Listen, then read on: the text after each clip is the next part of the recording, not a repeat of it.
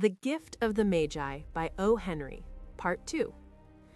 The door opened and Jim stepped in and closed it. He looked thin and very serious. Poor fellow, he was only 22 and to be burdened with a family. He needed a new overcoat and he was without gloves. Jim stepped inside the door as immovable as a setter at the scent of quail. His eyes were fixed upon Della, and there was an expression in them that she could not read, and it terrified her. It was not anger, nor surprise, nor disapproval, nor horror, nor any of the sentiments that she had been prepared for. He simply stared at her fixedly with that peculiar expression on his face. Della wriggled off the table and went for him. "Jim, darling," she cried, "don't look at me that way. I had my hair cut off and sold it because I couldn't have lived through Christmas without giving you a present. It'll grow out again. You won't mind, will you?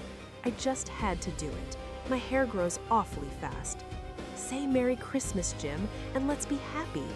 You don't know what a beautiful, nice gift I've got for you." "You've cut off your hair?" asked Jim laboriously, as if he had not arrived at that patent fact yet, even after the hardest mental labor. "Cut it off and sold it," said Della. "Don't you like me just as well, anyhow? I'm me without my hair, ain't I?" Jim looked about the room curiously. "You say your hair is gone," he said, with an air almost of idiocy. "You needn't look for it," said Della. "It's sold, I tell you, sold and gone, too. It's Christmas Eve, boy. Be good to me, for it went for you. Maybe the hairs of my head were numbered," she went on with a sudden serious sweetness, "but nobody could ever count my love for you. Shall I put the chops on, Jim?" Out of his trance, Jim seemed quickly to wake. He enfolded his Della. For 10 seconds, let us regard with discreet scrutiny some inconsequential object in the other direction. $8 a week or $1 million a year? What is the difference? A mathematician or a wit would give you the wrong answer. The Magi brought valuable gifts, but that was not among them. This dark assertion will be illuminated later on. Jim drew a package from his overcoat pocket and threw it upon the table. "Don't make any mistake, Dell," he said, "about me. I don't think there's anything in the way of a haircut or a shave or a shampoo that could make me like my girl any less. But if you'll unwrap that package, you may see why you had me going a while at first." White fingers and nimble tore at the string and paper, and then an ecstatic scream of joy. And then, alas, a quick feminine change to hysterical tears and wails, necessitating the immediate employment of all the comforting powers of the lord of the flat. For there lay the combs, the set of combs, side and back, that Della had worshipped for long in a Broadway window.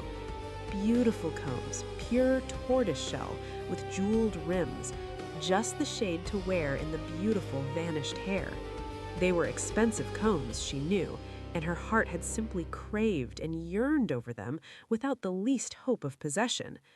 And now they were hers, but the tresses that should have adorned the coveted adornments were gone. But she hugged them to her bosom, and at length she was able to look up with dim eyes and a smile and say, "My hair grows so fast, Jim." And then Della leapt up like a little singed cat and cried, "Oh, oh!" Jim had not yet seen his beautiful present. She held it out to him eagerly upon her open palm. The dull, precious metal seemed to flash with a reflection of her bright and ardent spirit. "Isn't it a dandy, Jim? I hunted all over town to find it. You'll have to look at the time 100 times a day now. Give me your watch. I want to see how it looks on it." Instead of obeying, Jim tumbled down on the couch and put his hands under the back of his head and smiled. "Dell, let's put our Christmas presents away and keep them a while. They're too nice to use just at present. I sold the watch to get the money to buy your combs, and now suppose you put the chops on." The Magi, as you know, were wise men, wonderfully wise men, who brought gifts to the babe in the manger. They invented the art of giving Christmas presents. Being wise, their gifts were no doubt wise ones, possibly bearing the privilege of exchange in case of duplication.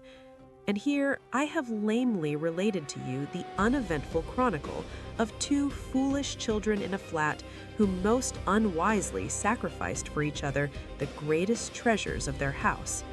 But in a last word to the wise of these days, let it be said that of all who give gifts, these two were the wisest. Of all who give and receive gifts, such as they are wisest. Everywhere they are wisest. They are the Magi.